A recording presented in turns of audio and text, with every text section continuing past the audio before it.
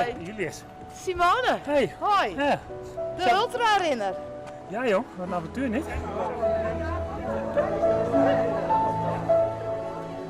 Vroeger was de 42 kilometer eigenlijk een heilige grens, de marathongrens. En tegenwoordig pakken we dat als training.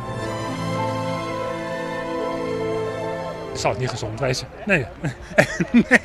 nee, het is wel... ja, ik denk dat het gezond is, denk ik, tot een kilometer of 20, 30. Kom op, Julius! Ja, verder eigenlijk niet. Maar het is wel voor jezelf de uitdaging van, ja, kan het of kan het niet? Hè? En waar ligt die grens? Ik weet het niet.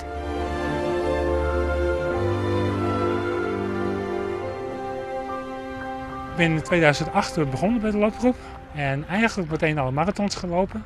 Wat eigenlijk een beetje idioot is om vanaf nul in één keer marathons te gaan lopen. En dat doe je dan 10 jaar. En dan heb je Rotterdam, Amsterdam gelopen. En Europa eigenlijk, Rome, Parijs, Berlijn, noem maar op. En toen had ik Athene gelopen. Ik denk van ja, wat moet hier nou nog meer? Wat is nou de uitdaging nog? En toen had ik gelezen van de Two Oceans marathon in Kaapstad, Zuid-Afrika. Ik denk dat is de meest mooie marathon van de wereld, zeggen ze. Dus ik heb het die gaan doen. En dan ben je heel trots op die 56 kilometer. En dan vertel je daar. En iedereen vraagt alleen van wat voor tijd heb je gelopen? En dat is niet de echte. Dus de enige echte die ik moest doen was de Comrades marathon. Dat is een marathon met een enorme historie. 90 kilometer lang. En alleen nog heuvels.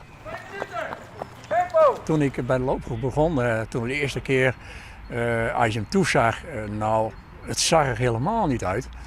En in de loop der jaren, hoe meer kilometers dat hij draaide en de techniek natuurlijk, nou, daar heeft hij het goed opgepakt.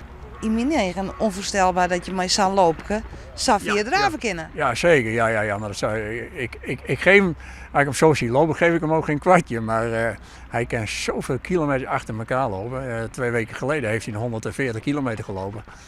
Ja, hij heeft er geen moeite mee. Je moet wel bij je eigen stijl blijven. Ja. Nee, een hoop mensen die willen dat ook, hebben allemaal heel goed bedoeld adviezen, maar geloof maar in jezelf. Toen bist je ooit begonnen met draven omdat het buikje kwam. Ja, een hoop mensen geloven me niet, maar dat ja, op een gegeven moment dan bij de bekleding past en dan zie je toch wel wat verschijnen, zeg maar. En ja, de acceptatie van dat ik een dik oud kereltje zou worden, dat zit er even niet in. 400. Gelderwoord is 400. Zeker als je alleen een ultra loopt doen, is dat je echt van de omgeving kan genieten. Halverwege ga je eens kijken hoeveel kilometer moet ik nog. En de laatste 20, 30 kilometer is soms wel een beetje afzien. Maar dan is het echt op zijn Fries doorverrotten, zeg maar, dat je er bent, zeg maar. En dan douchen en soms ook een biertje en dan gewoon de voldoening. Ik vraag niet aan iedereen dat ze het snappen, hoor. Alleen er zijn ook mensen die denken dat het voor hun niet is weggelegd. En de meeste afstand zit er toch tussen de oren en niet in de benen. Ik denk dat ik echt wel een paar hele zware momenten ga krijgen. En dan ben ik wel blij dat ik gewoon mensen van de loopgroep eigenlijk in mijn team heb. Al deze mensen die weten ook wat het is om vragen op een gegeven moment te hebben. En daarna vaak toch weer een tweede of derde adem te kunnen vinden. En dat moet mijn beredding zijn. Dus zorg dat de route er is, zorg dat het veilig is. Veiligheid staat bovenaan. Er mag niks gebeuren met Julius, dat is het belangrijkste. Ja. Het is een hele bewondering die wij uitspreken richting Julius. Dat hij dit wil gaan doen en ook gaat doen.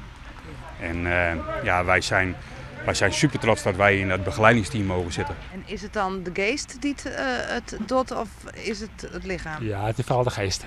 Ja. Dus ik heb er alle vertrouwen in dat Julius dat gaat halen. Dat zie ik hem wel doen. Ja, ik denk dat hij er geen moeite mee heeft.